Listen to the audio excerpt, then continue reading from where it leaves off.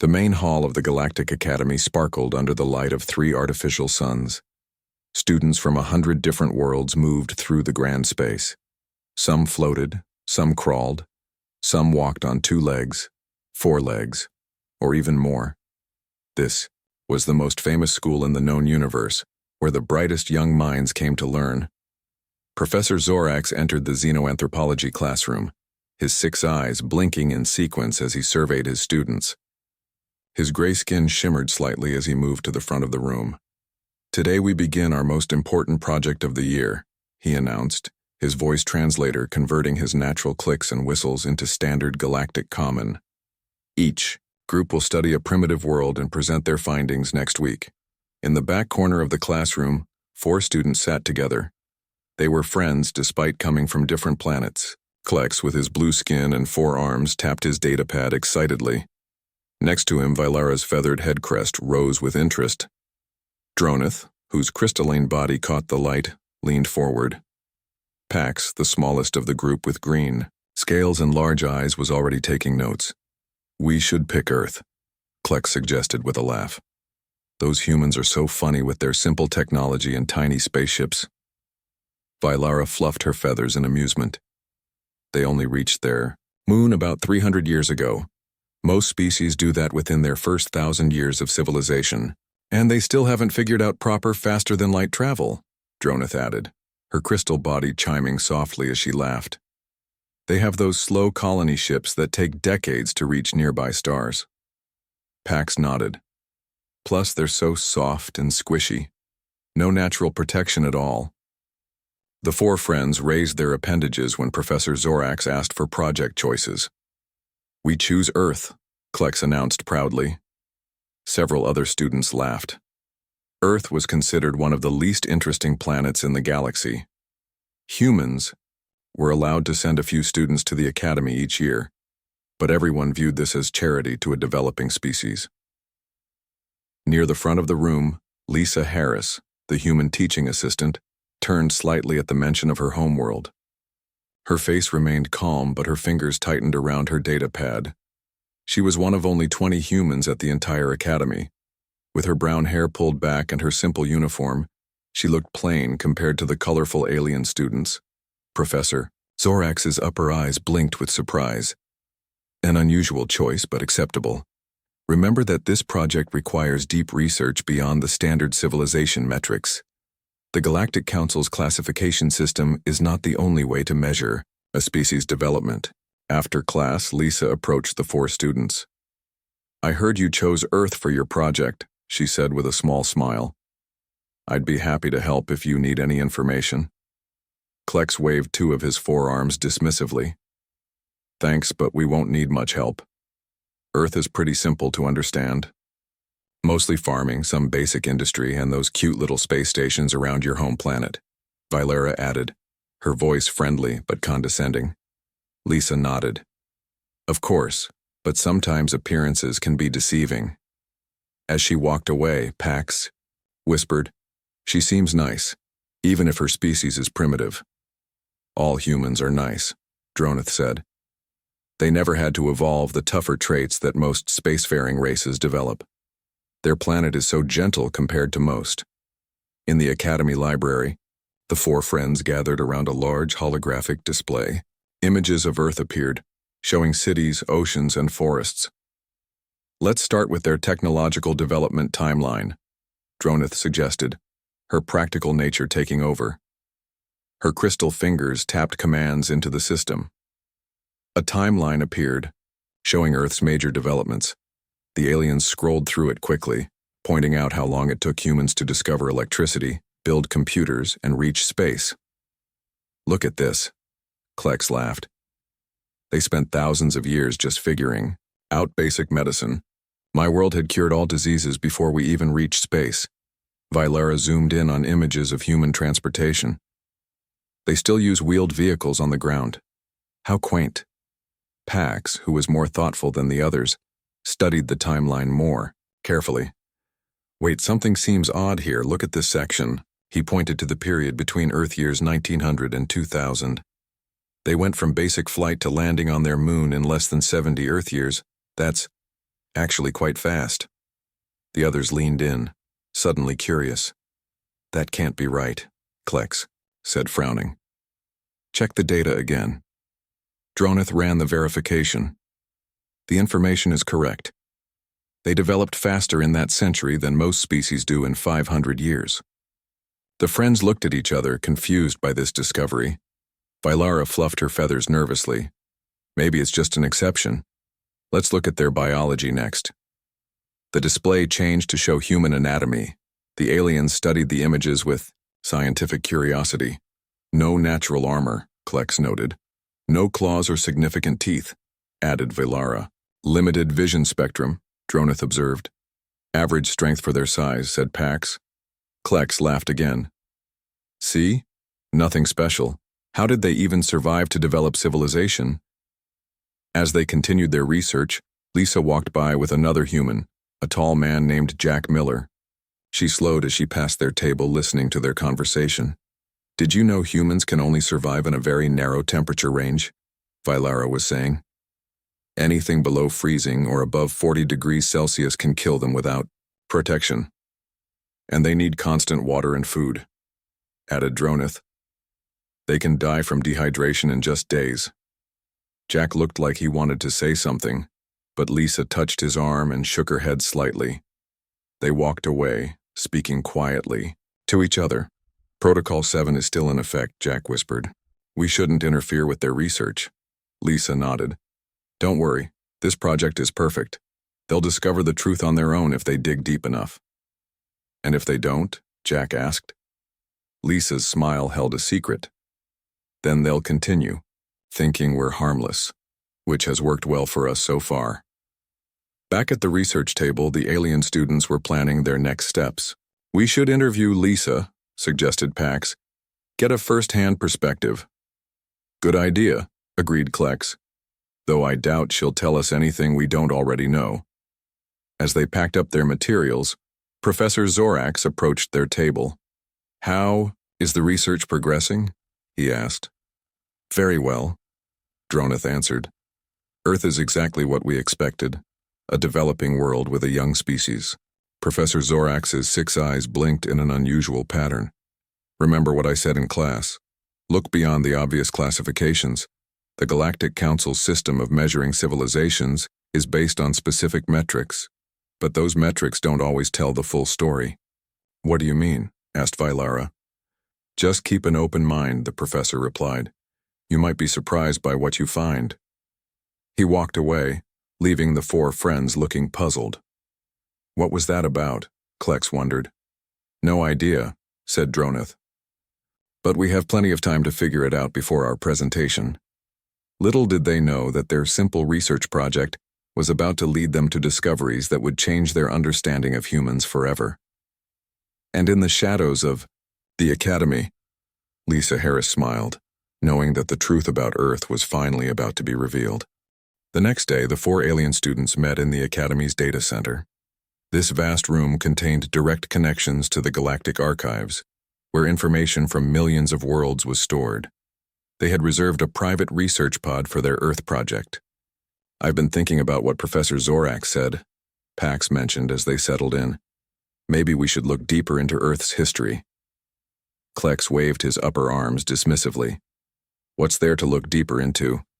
We already know humans are slow. Developers. But remember that strange speed-up in their technology during their 20th century? Droneth reminded them. Her crystal body reflected the blue glow of the data terminals. That wasn't normal development. Vylara nodded, her feathers rippling with curiosity. Let's check what happened during that time. They instructed the computer to focus on Earth's major historical events from 1900 to 2000. The screen filled with information. Look at this, Droneth said, pointing at the display. They had 2 planet-wide wars during that period. They called them world wars. Klex leaned forward. Planet-wide conflicts? That's unusual. Most species unite globally before reaching that level of technology. And look at the technological jumps during these wars, Pax added with growing interest. Radio, aircraft, computers, nuclear power, space travel, all developed or greatly improved during or right after these conflicts. The 4 friends looked at each other.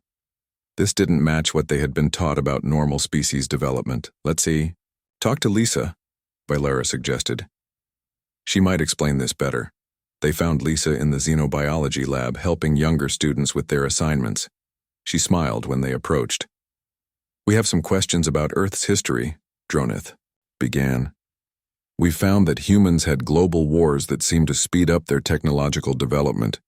Is that correct? Lisa nodded. Yes, unfortunately, conflict has been a major driver of human innovation. Her voice held no embarrassment or apology. We're not proud of the wars, but we can't deny their impact on our development.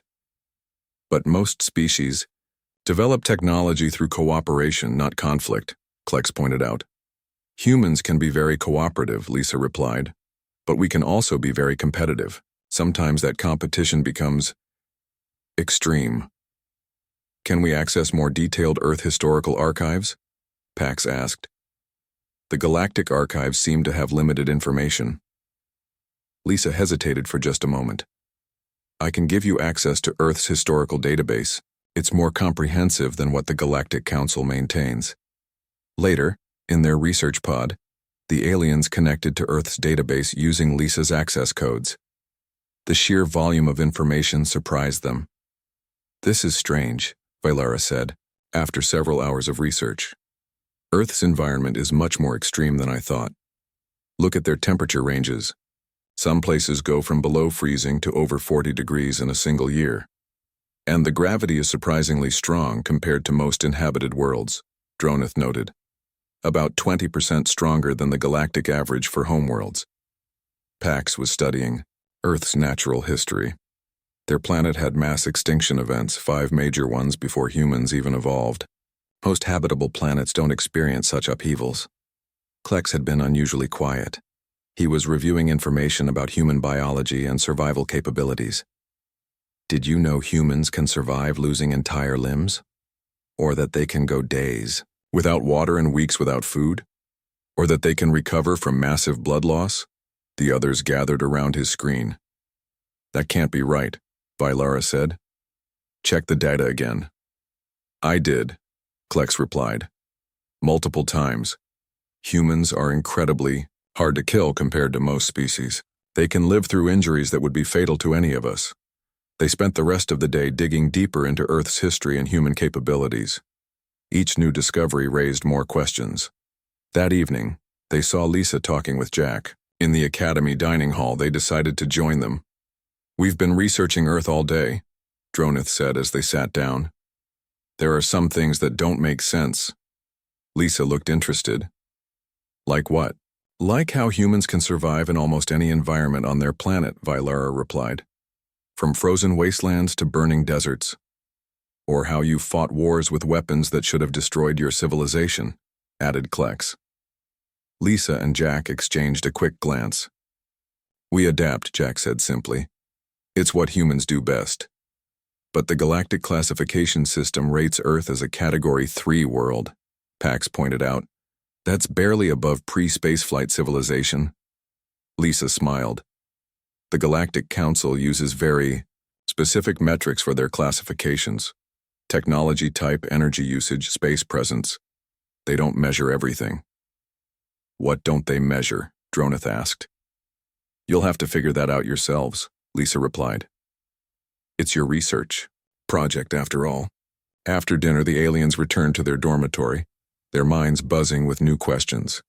I think there's something strange about Earth, Valara said as they gathered in Klex's room. The official records don't match what we're finding. Tomorrow, let's look into why Earth is classified as it is, Dronith suggested. There must be official evaluation reports somewhere in the archives. I'm going to research human psychology, Pax added. Their adaptability seems linked to how they think. Klex nodded. And I want to compare human survival capabilities to other species. The data we found today is concerning. As the aliens discussed their plans, Lisa and Jack were meeting in a secure communication room deep in the Academy's administrative section. The room was shielded against all forms of surveillance. They're starting to ask the right questions, Lisa reported to the stern-faced human woman on the screen. The woman wore a uniform with insignia that would not be recognized by anyone at The Academy. Is this a problem? The woman asked. Should we intervene? Jack shook his head. No, Admiral. This is exactly what we hoped would happen. They're smart. They'll figure it out soon enough. Their presentation is scheduled for next week, Lisa added. By then, they'll have discovered enough to start changing perceptions. The Galactic Council won't like this, the Admiral warned. They've worked hard to keep Earth's true nature hidden. The Council doesn't have a choice anymore, Jack replied firmly. Not with the Vraxian situation developing. The galaxy needs to know what humans really are. Proceed as planned then, the Admiral ordered. But be ready to activate emergency protocols if necessary. After the call ended, Lisa looked at Jack. Do you think they'll understand, once they know the truth? Jack's expression was serious. They'll fear us at first. They always do. But fear can become respect, given time. And if it doesn't? Lisa asked quietly. Jack's smile held no warmth. Then they'll learn why the Council wanted to keep us isolated in the first place. As night fell over the Galactic Academy, the 4 alien students slept, unaware that their simple research project was about to uncover one of the greatest secrets in the galaxy, and that the truth about humanity would change everything they thought they knew about the universe. The research pod felt smaller on the 3rd day. The 4 alien students had been there since early morning, each focused on their own area of investigation. The excitement of discovery had been replaced by a growing sense of unease. Pax broke, the silence first. I found something disturbing in the military records. The others looked up from their screens. Unlike most galactic civilizations, humans never stopped fighting each other, Pax continued. Even after they unified their planet, they maintained huge military forces. Klex nodded. I've been comparing human physical capabilities to other species. They're much stronger than they look. Their muscles are denser than 80% of known sentient species. They can lift several times their own body weight. That's nothing, Vilara said, her feathers flat against her head, a sign of distress in her species. Look at their environmental adaptations. Humans can survive in temperatures from -40 to +50 degrees Celsius with minimal protection. They can go days without water, weeks without food. Dronith, who had been unusually quiet, finally spoke. I found records of what humans call extreme sports. They jump off cliffs for fun. They climb frozen mountains without technology. They swim in freezing water. They do these things voluntarily, not for survival. The 4 friends stared at each other as the implications sank in. What kind of species does these things for entertainment? Klex whispered. Pax tapped his screen. There's more. I found accounts of human survival stories. People who lived through situations that should have killed them. A man who cut off his own arm to escape being trapped. A woman who survived floating in the ocean for days, children who lived through terrible accidents. We need to talk to Professor Zorax, Vilara decided. This doesn't match anything we've been taught about developing species. They found their professor in his office. His 6 eyes widened when they entered without an appointment, but he gestured for them to sit. We've discovered some concerning information about Earth, Dronith began. Humans seem far more resilient and aggressive than their classification suggests. Professor Zorax's skin changed color slightly, a sign of tension. What exactly have you found? They described their discoveries. Earth's harsh environment, humanity's constant warfare, their physical resilience, and their strange recreational activities. And they developed space travel in less than a century after their first powered flight. Pax added, That's faster than any other known species. Professor Zorax was silent for a long moment. You've done well to find this information, he finally said. Most students never look this deeply. But why isn't this common knowledge, Klex demanded. Why is Earth classified as a minor developing world when humans are clearly different from other species at that level? That, the professor said carefully, is a question that goes beyond academics. I suggest you consult the official Galactic Council assessment reports. We tried, Vilara replied. They're restricted. Professor Zorax's eyes blinked in sequence. Not all of them. The original contact reports should be accessible through the historical archives. They're over 200 years old now. After leaving the professor's office, the students returned to the data center. They searched for the original contact reports from when the Galactic Council first discovered Earth. Found them, Droneth announced after an hour of searching. The reports were filed under historical anthropology, not current planetary assessment. They gathered around her screen as she opened the files. The report began with standard information: planet classification, atmospheric composition, biodiversity assessment. Then came the section on the dominant species, humans. Listen to this, Droneth read aloud. The native dominant species displays unusual characteristics not typically seen in developing civilizations. Despite their limited technology, humans show remarkable adaptability and resilience. They have survived multiple near-extinction events through their history. She continued reading. Of particular note is their response to threats. While most species develop cooperation gradually, humans appear capable of immediate unified action when faced with external dangers. This trait, combined with their inherent physical resilience and psychological determination, makes them potentially dangerous if integrated too quickly into the galactic community. The final recommendation was clear. Earth should be classified as a protected development zone with limited contact until further assessment. Full integration should be delayed until their social development matches their physical capabilities. So they knew, Klex said softly. They've always known that humans were different. But why keep it secret? Vylara asked. Why pretend humans are just another developing species? They were still discussing these questions when Lisa entered the data center. She saw them huddled around the screen and approached their pod. How's the research going? She asked casually. Pax looked at her with new eyes. We found the original contact reports. We know the truth about how the Council views Earth. Lisa's expression didn't change, but something shifted in her posture. She stood straighter, more confident. And what truth is that? That humans aren't like other species, Droneth replied. You're stronger, more resilient, more aggressive. The Council has been keeping Earth isolated on purpose. Lisa nodded slowly. And now you understand why they classified us as they did. Because they're afraid of you, Klex said bluntly. They're cautious, Lisa corrected. With good reason. Humanity's history is violent. We fought wars that nearly destroyed our planet. We created weapons that could wipe out all life. We are dangerous, to ourselves as much as to others. But you're allowed to attend the academy, Vylara pointed out. Some humans are permitted to travel to other worlds.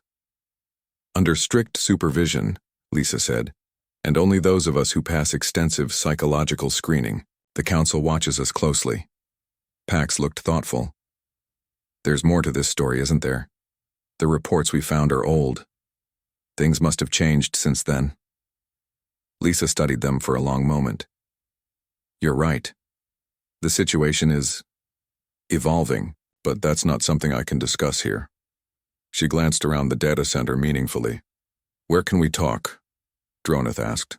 Meet me at Observation Deck 12 tonight after final bell, Lisa said quietly. Bring what you've learned. Jack and I will fill in the gaps. After she left, the four friends sat in stunned silence. Should we trust her? Klex finally asked. Do we have a choice? Vylara replied.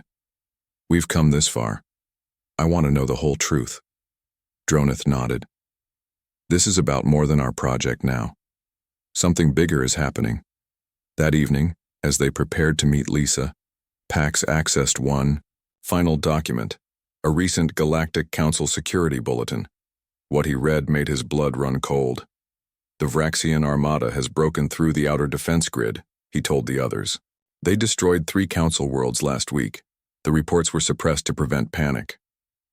What does that have to do with Earth? Klex asked. Pax's large eyes reflected the glow of the screen. The bulletin mentions Contingency Protocol 7, the same protocol we heard Lisa and Jack talking about earlier. As darkness fell over the academy, the 4 alien students made their way to Observation Deck 12, not knowing that the truth they were about to learn would change not just their understanding of humanity, but the fate of the entire galaxy. Observation Deck 12 was located in the oldest part of the Academy. Unlike the main observation areas, it faced away from the nearby stars and looked out into the darkness of deep space. When the 4 alien students arrived, they found it empty except for Lisa and Jack, who stood near the massive viewing window. "Thank you for coming," Lisa said as they approached. Her voice sounded different, more formal, more confident. "We want the truth," Klex demanded. "All of it." Jack nodded.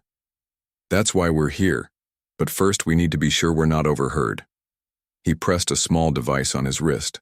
A faint blue glow spread across the walls, floor, and ceiling. "What is that?" Vilara asked, her feathers rising in alarm. "Privacy field," Lisa explained. "Standard Earth technology. It blocks all surveillance."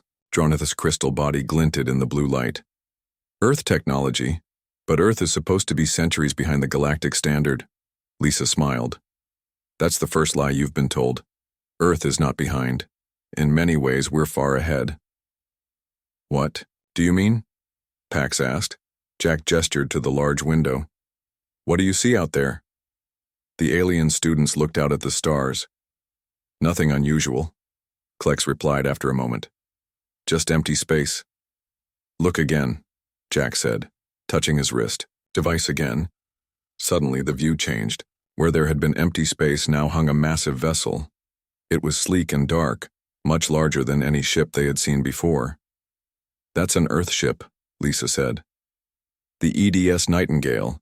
She's been stationed near the Academy for the past 5 years, using stealth technology that the Council doesn't know we possess." The 4 aliens stared in shock. "There are 17 other ships just like her patrolling this sector," Jack added, "all invisible to standard detection methods." Klex was the first to recover. "You've been lying. To everyone." "Not lying," Lisa corrected. "Hiding. There's a difference." "But why?" Vilara asked. "If Earth is so advanced, why pretend to be a developing world?"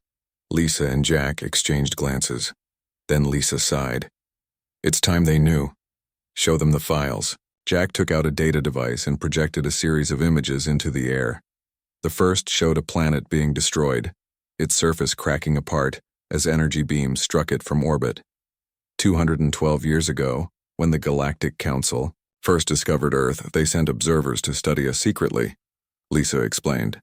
"They saw our wars, our weapons, our capacity for violence. They were terrified." The next image showed alien ships in orbit around Earth. The Council decided we were too dangerous to contact openly. They planned to isolate our solar system behind a containment field, essentially quarantining humanity forever. "But humans detected the observation ships," Jack continued. "Our military prepared for what they believed was an alien invasion. They launched a strike against the Council vessels. The projection showed human ships attacking the alien observers. The Council was shocked," Lisa said. They had never encountered a species that could detect their stealth technology, let alone fight back effectively. In less than a day, we had destroyed half their observation fleet. "That's impossible," Dronith whispered. "Council technology is the most advanced in the galaxy." "That's the second lie," Jack said grimly. "The Council isn't the most advanced civilization. They're just the largest alliance." The projection showed a meeting between humans and aliens. "After the battle, the Council realized they couldn't contain us by force," Lisa continued, "so they offered a compromise. Earth would be classified as a developing world and given limited access to galactic society. In return, we would hide our true capabilities and pretend to be harmless." "But why would you agree to that?" Pax asked. "If you were strong enough to defeat them?" "Because we didn't want war," Jack replied simply. "Humans had spent centuries fighting each other. We had finally achieved global peace. We didn't want our first contact with alien life to start with bloodshed. And the Council didn't want the rest of the galaxy to know that a primitive species had defeated their best ships," Lisa added. "It would have damaged their authority." The final image showed a massive fleet of dark, angular ships, nothing like the sleek Earth vessel they had just seen. "The Vraxian Armada," Jack said. They've been attacking worlds at the edge of Council space for the past year. The Council's defenses are failing. 3 planets have already fallen. What does this have to do with Earth? Klex asked. Lisa's expression hardened. The Vraxians are heading for the Academy next. The Council has ordered an evacuation, but they've kept it quiet to avoid panic. Why attack the Academy? Valara asked, her voice shaking. Because it's one of the few places where all major species gather, Jack explained. Taking it would be a powerful symbolic victory. And the Council can't stop them? Droneth asked. Lisa shook her head. The Council fleet was designed for peacekeeping, not war. They haven't fought a real enemy in centuries. But Earth has, Pax said quietly, understanding dawning on his face. Yes, Jack confirmed. Our ships are built for combat. Our crews are trained for battle. We've maintained our military readiness even while pretending to be peaceful. Protocol 7, Lisa explained, is our contingency plan. If the Vraxians attack the Academy, Earth forces will reveal themselves and defend it. But that means exposing your true capabilities to the entire galaxy, Klex pointed out. We don't have a choice anymore, Jack said gravely. The Council's leadership has failed. Too many lives are at stake. So everything you've told us, everything you've shown us, is to prepare us for what's coming, Droneth realized. Lisa nodded. Your research project was never just an assignment. We needed influential students from different worlds to learn the truth about humanity before we revealed ourselves. So we're part of your plan? Valara asked, sounding hurt. You're part of the bridge between Earth and the rest of the galaxy, Lisa corrected. After we stop the Vraxians, there will be fear, confusion, anger. The galaxy will need people who understand why we did what we did. The aliens looked at each other, trying to process everything they had learned. When will the Vraxians arrive? Pax finally asked. Jack checked his device. Based on their current speed, they'll reach the Academy in approximately 26 hours, just after your scheduled presentation. So what happens now? Klex asked. Now, Lisa said, you have a choice. You can complete your project as planned, showing what you've learned about Earth. Or you can walk away and pretend you never discovered the truth. Droneth's crystal body glowed with determination. We started this research to find the truth. We can't turn back now. The others nodded in agreement. Then we need to prepare, Jack said. Tomorrow everything changes. As they left the observation deck, Pax looked back at the Earth ship hanging silently in space. Once it had been invisible, to him, now he couldn't unsee it. He wondered how many other truths had been hiding in plain sight all along. The main lecture hall was filled to capacity. Students and teachers from all across the Academy had gathered to watch the final presentations. The 4 friends waited nervously backstage, reviewing their notes one last time. Are we really going to do this? Valara whispered, her feathers trembling slightly. Klex nodded, all 4 of his arms holding data tablets. We tell the truth. All of it. Droneth's crystal body shimmered with tension. The Council representatives are here, in the front row. Good, Pax said firmly.